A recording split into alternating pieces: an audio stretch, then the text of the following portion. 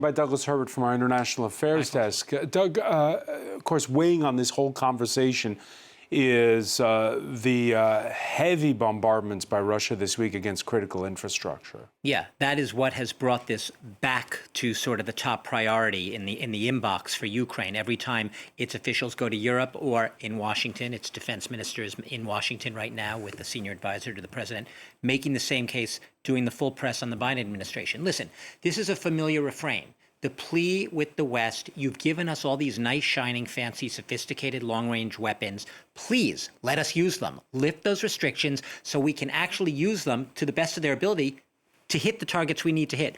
The Institute for the Study of War, this is not a moot point, has identified about 250 Russian significant military targets that are within range of the U.S. ATACMs, the ATACMS missiles, within range on Russian territory, though. So under these restrictions, Ukraine cannot use those U.S.-supplied missiles, long-range missiles, in order to target those significantly military targets in Russia.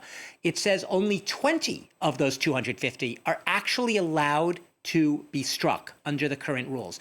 That gives you sort of the numbers and the context for why this is such a pressing argument right now. Another one is that some Russian military analysts will tell you there's no sophisticated Iron Dome style anti-missile system in Russia right now. They don't have that shield to shoot down missiles, at least not on a sophisticated level such as we've seen in the Mideast conflict. That is another reason that Ukraine is basically begging the West. They say, you give us these missiles to be able to hit those significant targets, there's a very high likelihood they will really turn the tide of this war. Because as of now, Russia does not, to the best of our military intelligence, have the capability of shooting down in bulk the incoming missiles. Zelensky's all but said in recent days, the reason for the Kursk incursion earlier this month, August 6th, probably wouldn't have happened if they had these restrictions lifted on long-range missiles. They needed to do things like Kursk, which took all the West off guard, Francois, in order to divert resources that they probably wouldn't have had to do in the absence of those restrictions. And as you were telling us earlier this week, the Russians have not moved more forces towards Kursk region so far, not significantly. Yeah, that's one of the reasons the U.S. is holding off on lifting the restrictions. They say it wouldn't have big impact. Neither side, as you point out, has air supremacy, and yet the Russians continuing their advances in the east. Absolutely, and we've heard Vladimir Putin in recent days being absolutely clear. Neither the Kursk incursion or the full court press that we right now seeing on these long-range missiles is making an iota of a difference in his determination as he sees it to press forth. His commanders he continues to send resources onto the Eastern Front.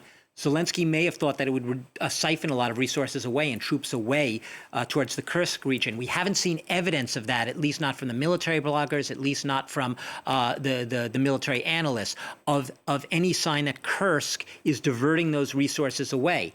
If there is a slight glimmer of hope in this campaign right now for Ukraine, as Russia pushes forth towards Pokrovsk, which you were talking about earlier, there's one glimmer of hope. It's developed its own new reportedly ballistic missile, ballistic weapon. It's called the Pianitsia, I think. It's actually after a type of Ukrainian bread.